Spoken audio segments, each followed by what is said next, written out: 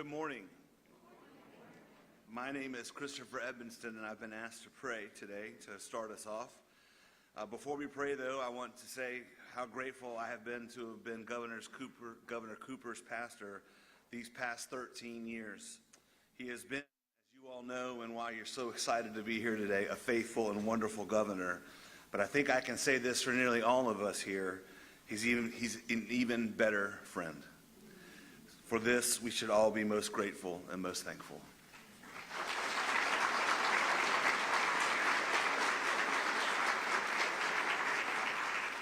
So please join hearts and minds in a word of prayer.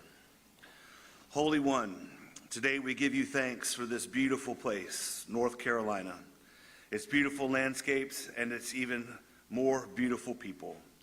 This land of the longleaf pine, from Greensboro to Goldsboro, from Tarboro to Black Mountain, from Wrightsville Beach to Banner Elk.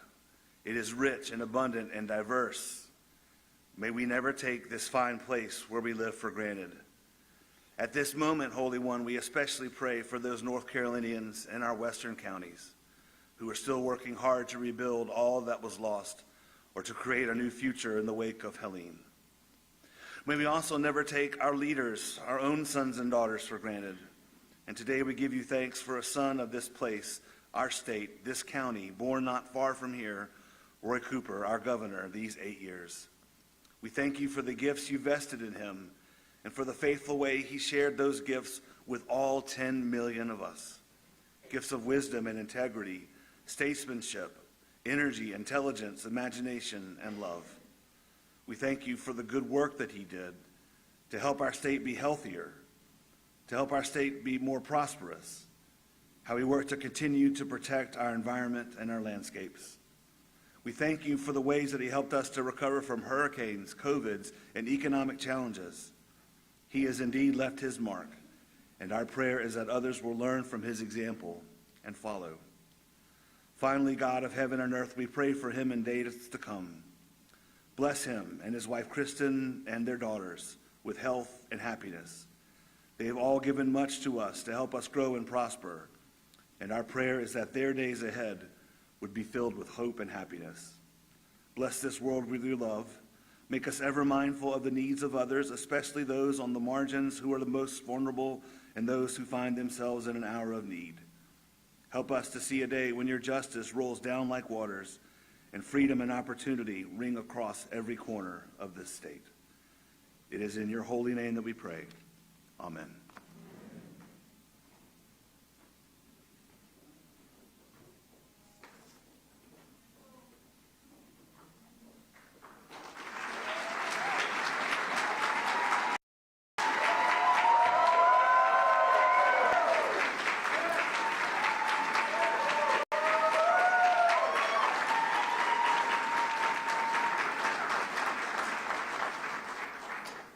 Good morning.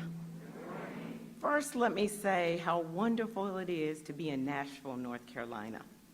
Many of us were here 24 years ago, right up the road. Judge Cooper, you will remember at the Agricultural Center when he first started this journey to be Attorney General. And then we were back in the same facility in 2015 when he decided he wanted to run for governor. For those of you who don't know me, my name is Christy Jones, and for many years I served as Governor Cooper's Chief of Staff. But today I'm a former Chief of Staff, and I'm here as a friend and a proud North Carolinian. You know, when Sadie called me and asked me, or she told me about the event, she said, we're having this big event to celebrate the governor's accomplishments. Will you come? And I said, I'll see what I can do. And she goes, well, Christy, we want you to introduce the governor. I was like, okay. I said, well, I've got 3 questions for you, Sadie. She said, what is it? I said, first, does the governor know I'm going to introduce him? And she says, yeah, why do you ask? The governor and I have a pact that if one of us should die first, the other would speak at the funeral. And I knew he would say, it's not that kind of farewell speech. We're not there yet. I've got stuff to do. And then, of course, I said, well, what time, Sadie? Because I can never say no to Team Cooper. And she said, well, Christy, what's the third question? I said, Sadie, the third question is, can I say whatever I want to say? And Sadie said, sure. And then she kind of looked kind of puzzled, like, haven't you always been able to say what you wanted to say? You've worked for him for 25 years. You've introduced him a lot. And let me just say, when we were in the back room, the governor said, they told you could say whatever you wanted to say? And I said, yes. They said I could say whatever I wanted to say. Because for the past 25 years, every time I went to introduce him, the humble Roy Cooper would say, right before I get on stage, Christy, it's not about me. It's about North Carolina. It's about our team. Christy, it's not about me. And when he got tired of telling me, he would send Julia in my office. And Julia would say, Christy, I know you're going to do a good job, but the boss said it's not about him. You can't talk about him. You've got to talk about North Carolina's accomplishments. And even when I gave the Martin Luther King speech earlier this year, as he was hugging me after he introduced me, in my ear he said, Christy, you can't talk about me. It's about Martin Luther King. So today, finally, I can say what I want to. And Roy Cooper, I'm here to say that everything that North Carolina has accomplished for the last 35 plus years, it is because of you. It is because of you. It is because of you. Been wanting to say it is about you. I declare it is about you. And it started a long time ago, and Judge Cooper will probably remember this. Even when you were a young student at UNC, you realized that if North Carolina was going to be great, even our smartest, our Morehead scholars, had to become public servants. And that's what you did. And then you decided to return here to Nashville to join the family practice. And you could have, like many of your other friends, just decided to practice law and make a lot of money. But not you, Roy Cooper. You decided to step up and become a public servant and run for State House. Now, we all know you wanted a job with air conditioning, but there were a lot of buildings with air conditions besides the one on Jones Street. And it was you, Roy Cooper, who at one time had 4 jobs. You were an attorney, you were the managing partner at your law firm, you were a state senator, and the majority leader. And it was you, Roy Cooper, in the midst of all that, could still be what the girls called the best dad ever. And a wonderful husband, I might add, she would say. And then it was you, Roy Cooper, who said, you know what? I've learned a lot of lessons, and I've applied and done great things in Eastern North Carolina. I want to take this and apply it all over North Carolina. And you decided to run for Attorney General. It was you, Roy Cooper, who became Attorney General. And you decided that you wanted to fight for consumers, so much so that you were willing to take on the big banking industry. And it was you, Roy Cooper, who said, I'm going to protect North Carolina's environment, even if it meant fighting pollutants from other states. And it was you, and I'm most proud, that would always do the right thing, even when it was hard. And I know Julia, Stephen, and I, and those who worked in the DOJ, know how much you love to be an Attorney General. But it was you, Roy Cooper, who was willing to sacrifice and step up when you saw your state was heading in the wrong direction. You, Roy Cooper, said, I will challenge an incumbent, which no one had ever beat an incumbent in North Carolina. It was you, Roy Cooper, that did that, because you wanted North Carolina to be in a better place. And it was you who became the 75th governor of North Carolina. And I think you prayed about it, and you had a vision for North Carolina. I'm personally grateful that you wanted to make sure that North Carolina had a state government that looked like the people it served and had the most diverse cabinet and set the bar for future cabinets. Now, I can look at him, y'all can't see his face, but he is squirming up here. He is saying, who told Christy she could have all this time? I told you, Governor. They said I could do whatever I want. And I know you all think this is just my opinion. And if you've ever worked with the governor, you know he likes facts, stats, and data. So let me give you a few of the numbers. I believe that the more than 600,000 people who now have quality health care insurance say it was you, Ward Cooper. It was you, Ward Cooper.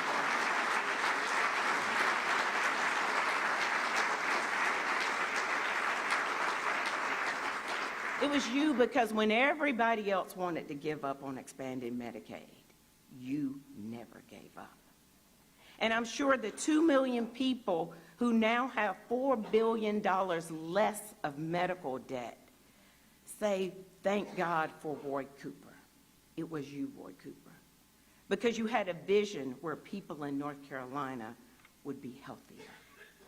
You know, throughout my career, we've all heard teachers, parents, students, thank you for your tireless efforts to highlight, sustain, grow, and magnify public education.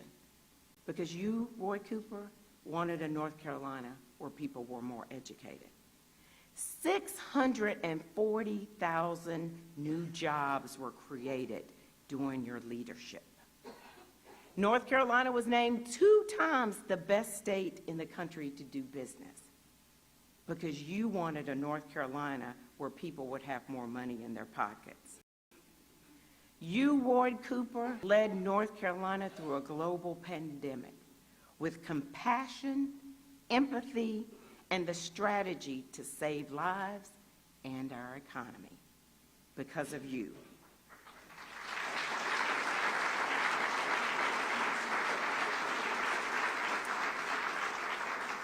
And because of you, people who really want and deserved a second chance are getting that second chance because you believed in re-entry, because of you. Now, today we will celebrate all of his wonderful accomplishments, and I'm so proud of those accomplishments. But for me, it's about who you are that I'm most proud of. I'm most proud that you would take time to write thousands of handwritten notes to people, that you would wipe the tears of grieving families' faces, that you would call to check on all of us and check on our families. It was you who inspired me and everyone in this room to be the best person we could be and to be public servants. It is you, Roy Cooper, who values everyone, because you wanted a North Carolina where people could live lives of abundance and purpose. We thank God for you, Roy Cooper. Ladies and gentlemen, join with me as we welcome North Carolina's greatest governor, Roy Cooper.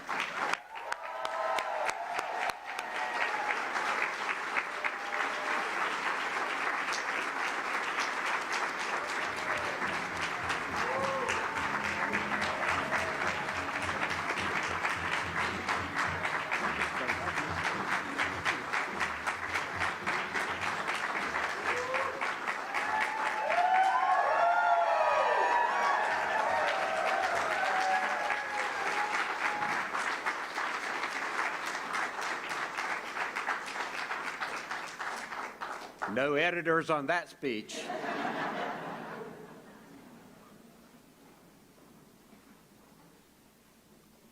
Good morning, everybody. I see so many friends out there. Thank you. Christopher, thank you for your friendship, and Colleen and kids for coming today. My pastor, since she came from Tarboro to White Memorial in Raleigh. Christy Jones, thank you for that introduction. Let me just tell you this. I have had the best staff in the state's history over the years. And Christy, I'm grateful for people like you and Julia White and Noel Talley and Susan Moore, people who have been with me at least 24 years or longer, and dozens more of you here today who have been with me through the entire time as governor and longer. Will all people who have served in the governor's office or one of my campaigns or cabinet agencies, please stand up today, and let's just give all of these guys a big hand.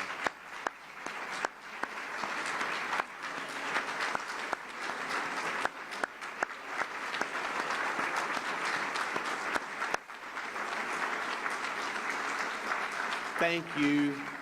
Thank you. You guys have helped make it all possible.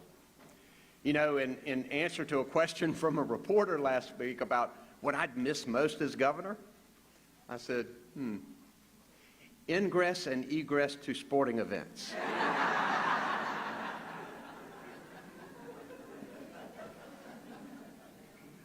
I will miss that. But the thing I will miss the most is the extraordinary public servants that I have worked with year in and year out. I'm deeply grateful for you, deeply grateful for your friendship and all you've done. I'm honored to see so many friends, new and old. It means so much you take time to be here today. But before I get any further, I want to thank my amazing family. You don't do a job like this alone. Your family serves too. I know my mom and dad are looking down and smiling. My amazing daughters, Hillary, Natalie, and Claire, also accomplished, along with my great son-in-law, Zach. My brother, Pell, a respected judge here in Nash, Edgecombe, and Wilson counties, and his wonderful wife, Meredith. And, of course, our fantastic First Lady, Kristen Cooper.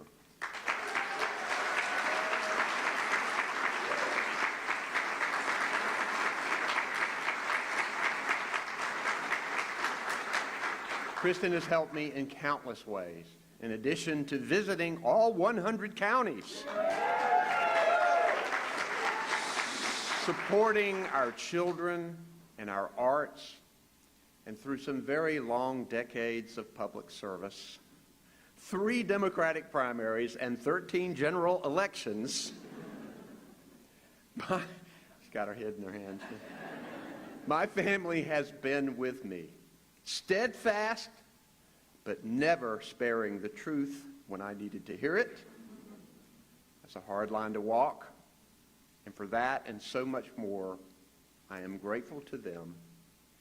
And in particular, Kristen, you have been a cradle of support and stability, offering me a deep well of love and humor and real talk in moments I needed it most.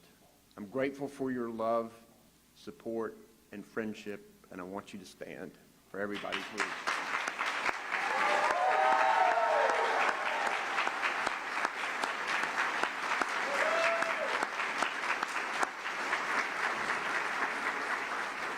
It's great to come home to be here with my extended family, the people here in my beloved Nash County and Rocky Mount. This is where Pell and I were born and raised. It's where we worked summers on the farm, and yes, Christy learned that we wanted a job with air conditioning. Where we went to Sunday school and church every Sunday, where we played Little League and then high school sports, where we learned from our mom and dad, our public school teachers and preachers, our neighbors, our entire community, the values that are the bedrock of our state: integrity, hard work, looking out for your neighbor. In 1957, 3 weeks before I was born, the North Carolina General Assembly did something that makes us unique among other states. They adopted a state toast that many of you know.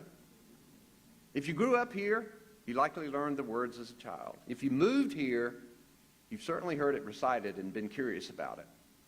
What you may not know is that the toast was actually written as a poem at the turn of the 19th century, some 50 years before it was adopted by the legislature. It is a beautiful toast that brings to life the natural splendor found across our state: flowers, longleaf pines, sunshine. And while most of the toast describes our state's enduring beauty, there's a line that describes our state's enduring spirit. The end of the first verse says, North Carolina is where the weak grow strong and the strong grow great. It never ceases to amaze me that this line of poetry written about our state 100 years ago could just as easily have been written yesterday to evoke the soul of North Carolina.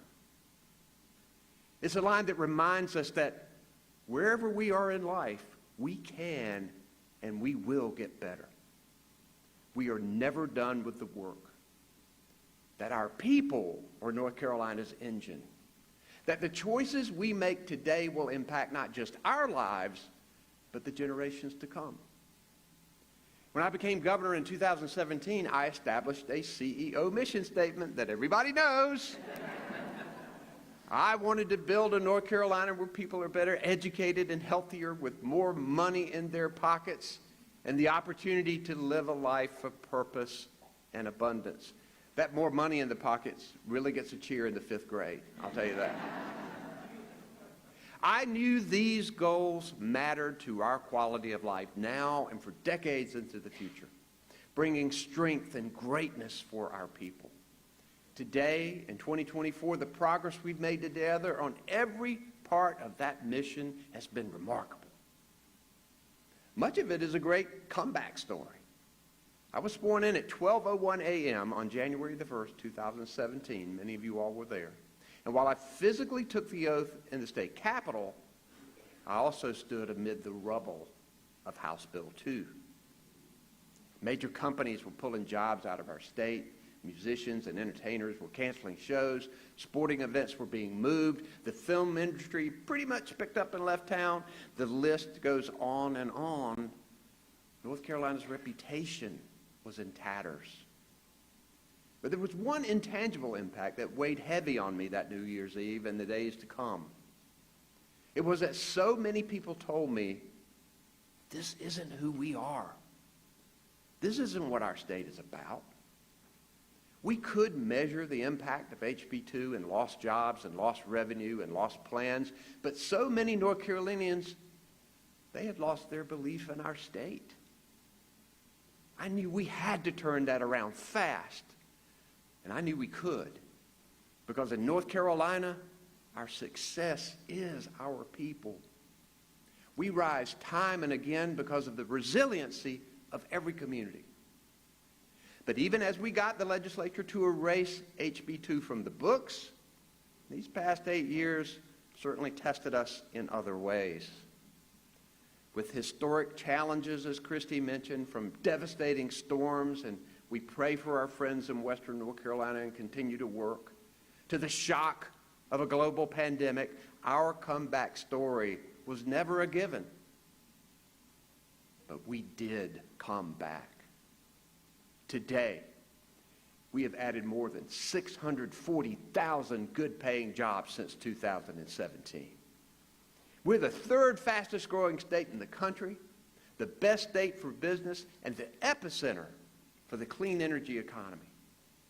We have covered more than 600,000 people with health insurance through Medicaid expansion, and we have restored our reputation as a welcoming place where people can thrive, innovate, and grow.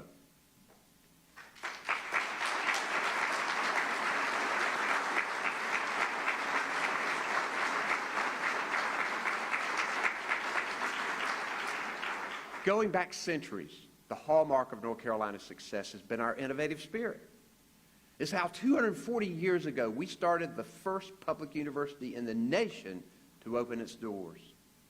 How 121 years ago we became first in flight. How 70 years ago a forward-looking group of North Carolinians created the Research Triangle Park to diversify our economy. During my time as governor, we've seen the fruits of that innovative spirit through Medicaid expansion, medical debt relief, a boon in the clean energy economy, massive connections to high-speed internet, investments in our education, and so much more. If our comeback story was never a given, then getting Medicaid expansion passed was a little more than a pipe dream when I became governor. But you know, the prospect of getting health care for hundreds of thousands of North Carolinians was too important. I knew that passing Medicaid expansion would be the working families bill of the decade. It's a story that took many twists and turns, and through all of them, we knew we could never, ever give up. We didn't. You didn't. We assembled a unique coalition of advocates who cared about this for different reasons, but who could influence their own Republican legislators.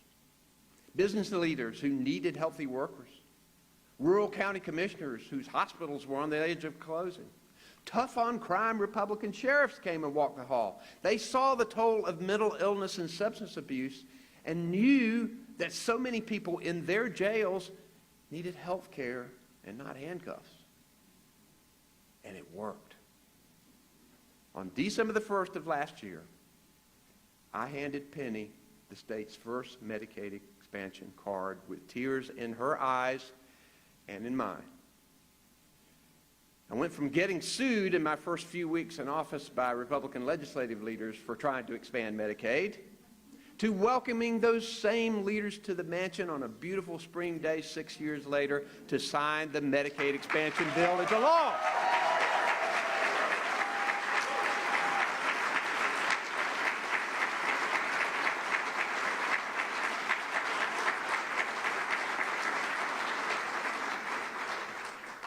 Talk about climbing a tall mountain. We did it together. But the bill, Christy, wasn't about me or them. Medicaid expansion was always about the hard-working North Carolinians who desperately needed and deserved access to health care. The working people that I met all over this state. The child care teacher in Garner.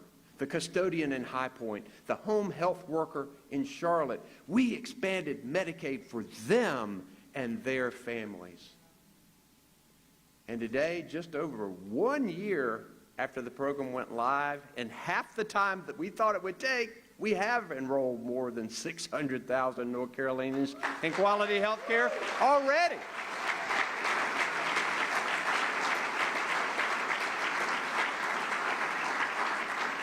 Shows how much it was desperately needed. This is a generational investment in people's health because, you know, health, like wealth, is passed down.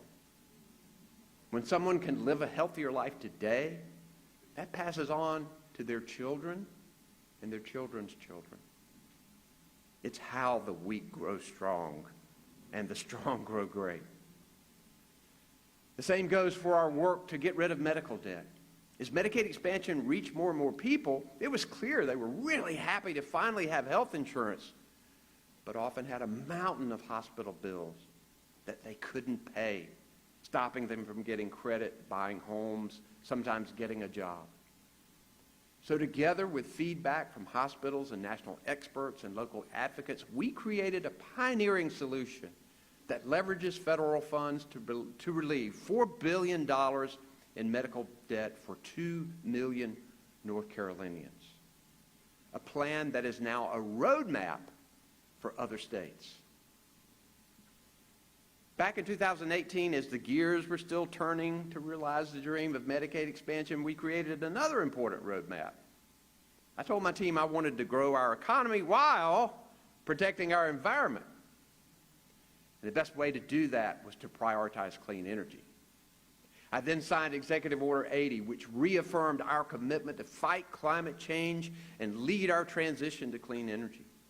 The order called for the creation of a North Carolina Clean Energy Plan, which we put together with input from all of the interested parties over about a period of 18 months. The plan itself generated worldwide attention for North Carolina, helping us to attract clean energy businesses with great paying jobs. But we knew we needed to put it into law to get the best results. And when our chance came, we put our clean energy roadmap to work and passed House Bill 951, which made North Carolina just the second state in the Southeast to put a carbon reduction requirement into law for our power producers. A 70% reduction by 2030 with attainment of carbon zero by 2050.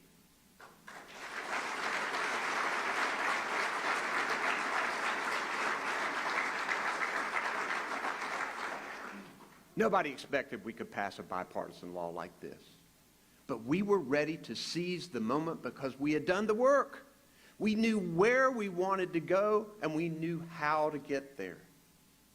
And we've continued to use executive orders to push our state toward more renewable energy, like wind and solar and more electric vehicles.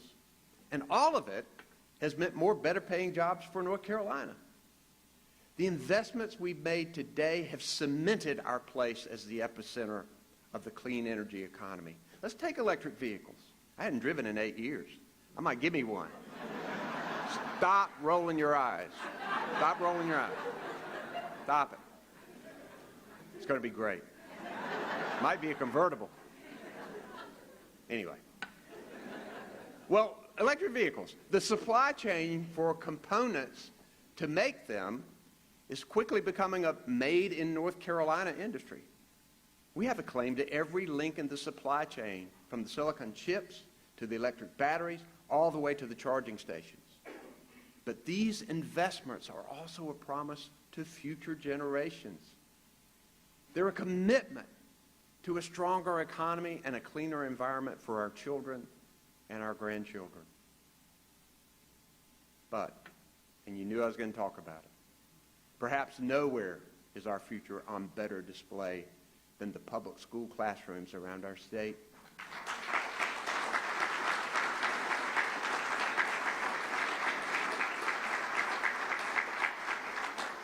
From our earliest learners to our community colleges and universities.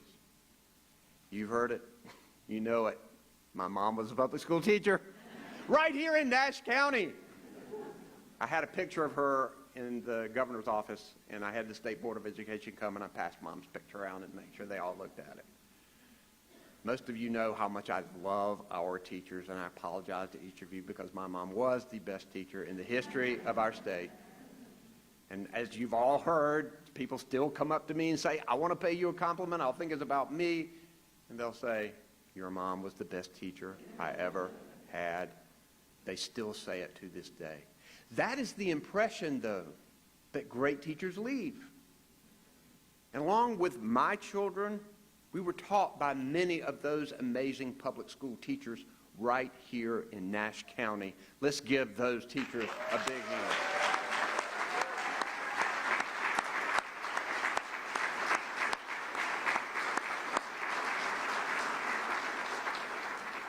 At the start of my time as governor, we succeeded in pushing the General Assembly further than they otherwise would have gone on education investments, expanding North Carolina pre-K, reinstating the Teacher Fellows Program, and we've gotten public school teachers a total of 19% in raises over the years.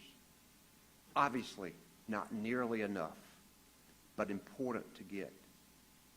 And after hearing from people in higher education that small emergency expenses like car repairs or medical bills were causing some students to drop out just before graduation, we created Finish Line grants with federal funds. It worked so well to help keep students in school that the legislature began to put it in the budget. And now more than 16,000 of these grants have helped students cross the finish line with a degree or credential so they can provide for their families.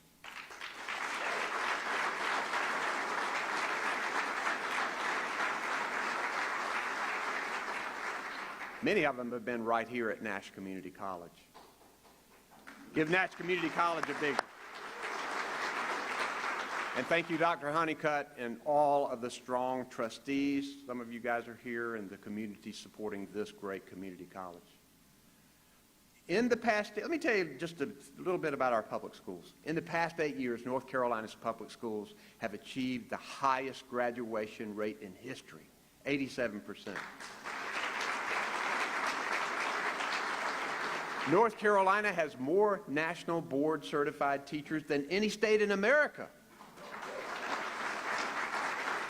Last year, our public schools set records in AP exams, and our community colleges and universities have helped me close more economic deals than I could list in one speech. We see the weak grow strong and the strong grow great because of public education. I'm going to get real and speak truth for a second here. And yet, right-wing extremists and for-profit schools have peddled a false narrative that our public schools are failing, using that lie to justify their programs to rob public taxpayer money from public schools and send it to private schools for the wealthy through vouchers. So, in my last year as governor, I designated 2024 as the year of public schools in North Carolina, because I wanted North Carolina to know, in all caps and boldface, that quality public education is the key to our state's success.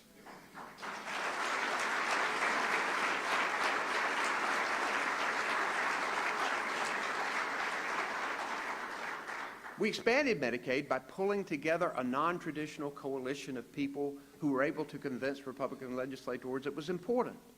We're beginning to do the same thing for our public schools.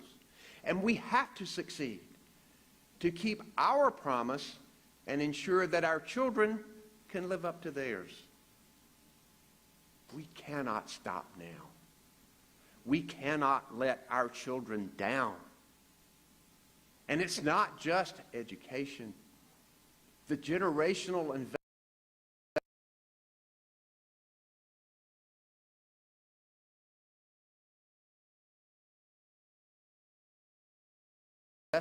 as our comeback story was never a given, progress is never guaranteed. We have to work for it. We have to earn it. And I know we can, because we've made it this far together. We've built a North Carolina that's healthier, better educated, with more money in people's pockets. And we stand ready to welcome prosperity with open arms for generations to come. Strong and great. But we're not done. I'm not done.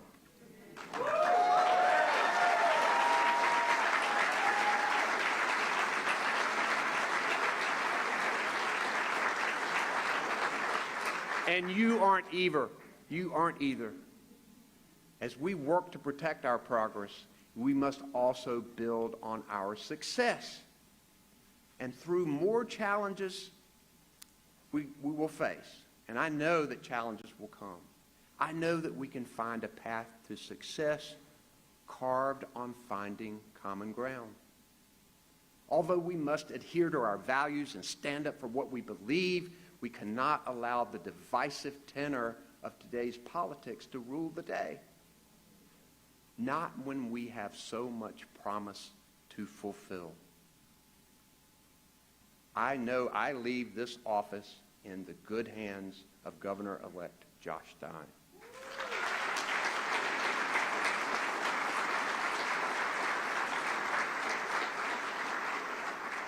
He will continue to build on our success and blaze his own new trails. But for the last 8 years, getting to lead the state I love so much has been an extraordinary privilege. Challenging, humbling, and the best job I've ever had. And I have valued every day. As our great state toast concludes in the last verse, the near land, the dear land, whatever fate, the blessed land, the best land, the old North State. Being born in North Carolina, that was luck. But being governor of North Carolina, that's because so many people came together with God's guidance and blessings to help me. And together, we have made a difference. Thank you, and may God bless the great state of North Carolina and the United States of America. Thank you. Thank you.